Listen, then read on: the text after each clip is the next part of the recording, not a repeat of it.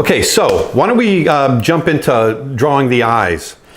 I think it's important to understand how, not just eye shape and all that kind of stuff, but there's some specifics about how light falls on the eyes, how the eyelids work, things like that I often see people do wrong. And so I want to show you how real eyes work. And then when we get into the caricature, we get into character design, you're going to see how I take kind of the real world knowledge of eyes and apply them to cartoon eyes, because if you can apply some of that real world knowledge to the cartoon eyes, it'll feel much more believable. Okay, so why don't we just go ahead and jump in.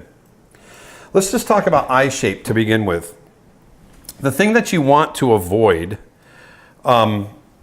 when drawing eyes is you want to avoid that perfect almond shape. You know, that shape like that. That's not the way eyes work. Okay, so why don't we jump in here? And one thing I think about now, just like I said before, you know, just like when I was talking about proportions on the face, everybody's different. Obviously, there's a lot of different eyes too. So I'm going to start with the way I kind of think about eyes, but obviously, if you're going to want to be very specific with how you're doing the eyes. Once again, they vary from race to the size of the, you know, whether someone's fat, thin. You get a lot of different things. Age, obviously. Anyway, there's going to be a lot of variations, but I'm just going to jump in and talk about kind of general proportions. So why don't we go in here? And the way I think about eyes, I'll start on that inside and come back. And you'll notice right away, I've got this peak. I've got a break right there that I'm thinking about. And as that eye comes back, I kind of do the same thing here at the under part of the eye, the lower lid. I have a break back there. Okay. Obviously, the bottom lid is going to be a little flatter than the top. And then in here, I've got the corner of the eye coming in like so. And that iris, put that iris right in there. And you'll notice right off the bat that I don't like to put the iris completely surrounded by white. I want to have that eyelid, that's a relaxed eye. Okay. Now the top of the eye will come in like so. And remember, the eyelids are shutters. You know, you've got a ball that sits inside that eye socket. The eye is a ball. And then, you know, to keep that eye moist, you got the eyelids that blink over the top. Now, one thing that mistakes that I see in cartoon eyes is that they kind of do the eyelids as like shutters that just come down and forget that the eyelids are connected to the corners. And this is something that's very important. So let's talk about that a little bit. So as we come in, I'm thinking about this eyelid up on top, and we've got eyelashes and all that. And then there's a fleshy part of just above the eyelid. That eyelid just kind of tucks back into the socket. Okay, and you might get a couple wrinkles here, a little bit in here, and then a little bit of the lower lid. Okay, now I'm going to go ahead, I'm just going to put a layer on top. I'm going to go ahead and create a highlight, because I want to talk about highlights a little bit. Now some people kind of disregard highlights. I'm just going to put like a little spot right there. Maybe there's a couple of little lights. Now keep in mind, I'm going to speak the obvious, but a lot of people forget the obvious. That highlight that you see on an eye, and first of all, you don't always see a highlight, but you might see two highlights on my eyes right now, because I have two sets of lights set up lighting my face right now. So you'll see a highlight over here and a highlight over here. And that's the point I'm trying to make. Keep in mind that highlight, that spot on the eye, is the light source. That's the brightest, hottest spot from wherever that light source is. So usually when I'm creating a character, and especially if I'm modeling it, if I'm painting, I think about where the highlight is going to hit on the eye, and then everything you paint on the bottom, on the body, is going to be lit from the same place that highlight is hitting the eye. You got to make sure that you keep the same light direction. Okay, so in this case, I'm thinking about light that's kind of coming in over my right shoulder and highlighting that eyeball. And there's a highlight right there. Now, I'm going to go ahead and come back down to this lower layer. And I'm just going to grab a color. Let's just make them blue eyes. I've got blue eyes, so I'm going to paint some blue eyes. So I'm just going to, in the iris, this is the iris, I'm just going to color that in. Because I want to make a point about something. And then on top of that, right here on the drawing layer, I'm going to go back to a dark color, and I'm going to draw that pupil in. Now, there's a few things I want you to think about as you're drawing eyes.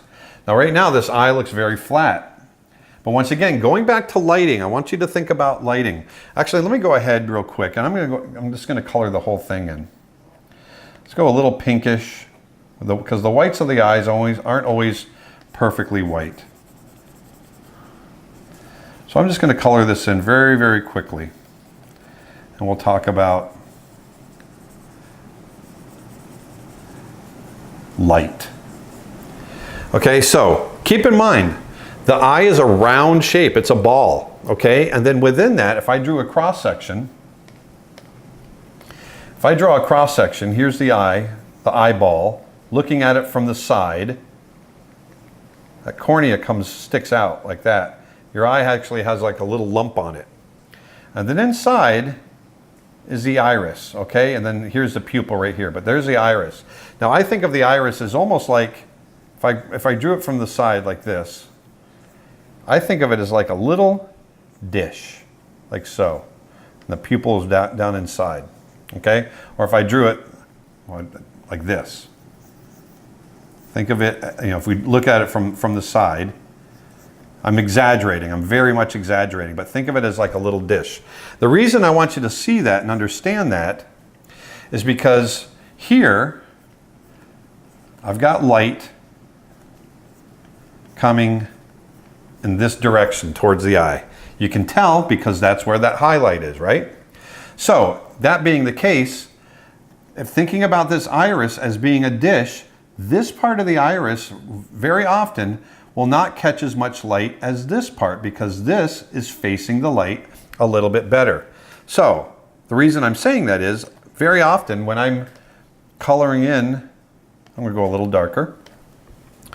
When I'm coloring in the eyes, underneath the highlight, I'll tend to make it a little darker because it's not catching as much direct light. And then over here, I'm going to go a little brighter, like so. And you can see it's a subtle thing, and sometimes it's not so subtle. Sometimes it's actually quite dark. Right under that, I can go even darker, right under that highlight, like so. Now another thing to think about are the eyelids. The eyelids aren't flat. The eyelids have thickness to them. And so they will cast a shadow, just like the edge of a building. The eaves of a building will cast shadow on the walls of a building. So will the eyelids cast shadow on the eye itself. So, if I come in here real quick, thinking about that, and thinking about where that or the light direction is coming from, I'm creating a shadow right over the top of the eye.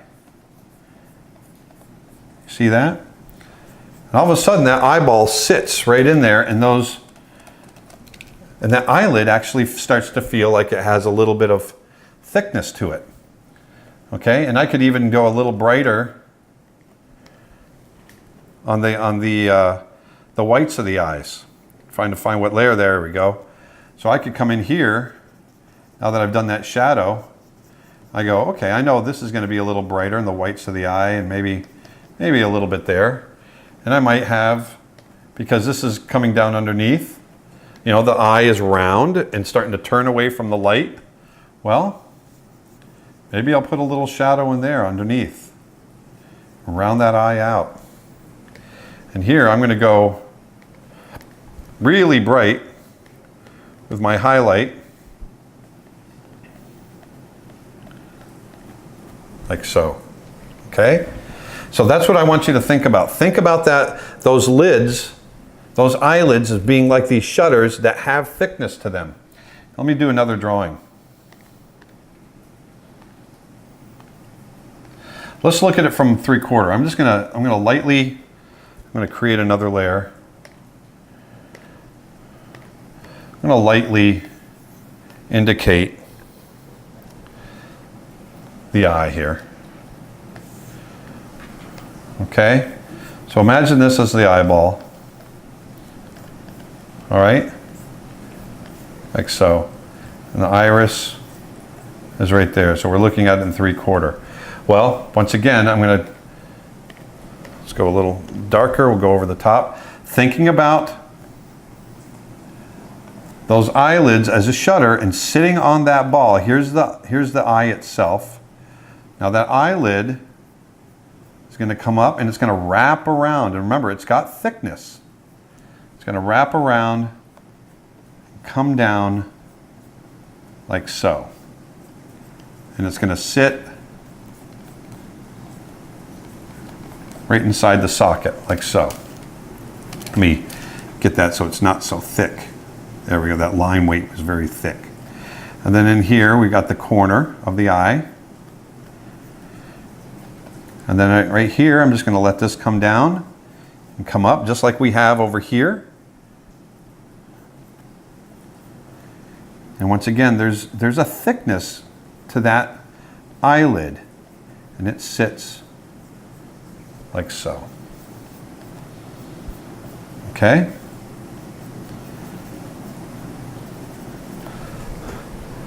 Think about that eye. There we go. Think about that eyelid having some thickness to it, sitting in there, coming back. What if we're looking up at the eye? Well, once again, think about that eyeball, and it's going to wrap. Those eyelids will wrap. You know, we're looking up at the eye like this. And once again, you'll see more thickness on that. The eye might be like this. And it's going to wrap around like so.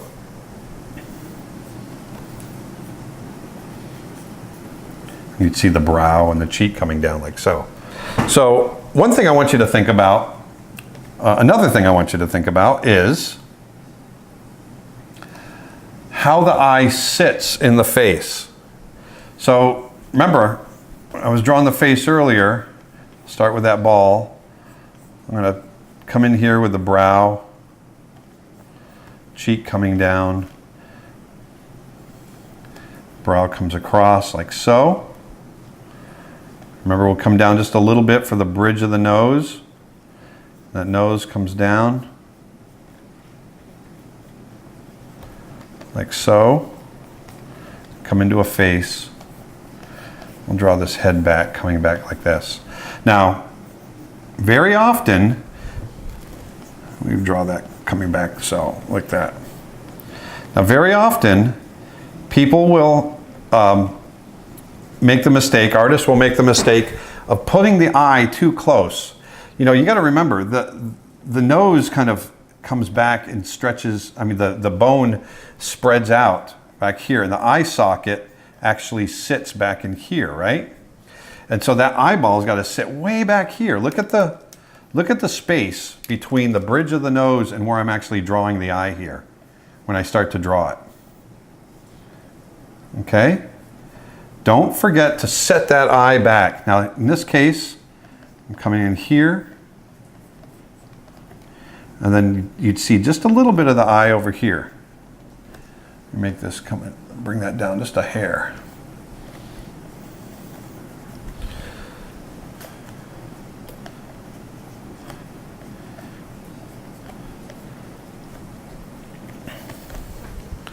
Okay? You want to give enough room for that eye to sit back inside the skull. Remember, this is the kind of shape I think about. Now, there are people that have, you know, a little bit more almond shape to the top, but then the bottom will be, you know, more like that. And that'll actually give you a little bit more of a feminine look to the eye, like so.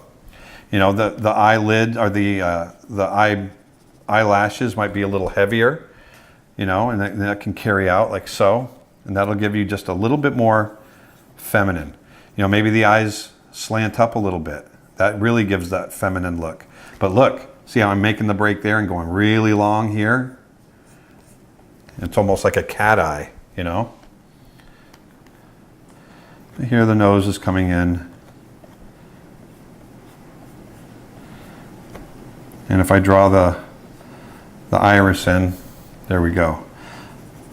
And once again, just like, you know, the eyelid's casting a shadow, that brow, that's going to cast a shadow as well. You know, I can come in here,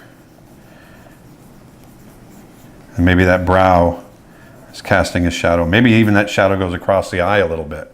And then underneath the lid, there's going to be a shadow cast there. So let me show you something here. That's the other thing. If we're talking about light coming in this direction, like we have with the arrow right here, well, the eyelid here will go into shadow. While this part of the cheek, as the plane changes, you're going to get a plane change where it comes in, comes down like so, and then it comes back out. So this will catch more light while this part of the eye, the lid underneath, is in shadow. Right along in here. Okay? And this will catch a little bit of shadow. And because of the eyebrow hanging over all of this all might go into shadow.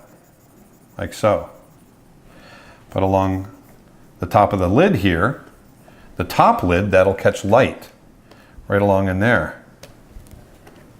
So this might get a little bit lighter along there, and then here you might catch a little bit of light on that bottom lid. And that's another thing. Talking about highlights, I want to go back to that really quick. If I drop this down, okay, I've already talked about the highlight here, but there's other areas, like if you look at the corner of the eye, let's just go ahead and just draw that in real quick. Okay, and we all know we got that little pink area in the corner of the eye, there and there. Now, a lot of times, especially if the light source is coming from the direction that we have it, these areas down here will catch light as well. And I'm going to show you how. So you've got light coming in, and obviously it's hitting, you know, if you're thinking about the ball underneath, it's hitting on that part of the eyeball, okay?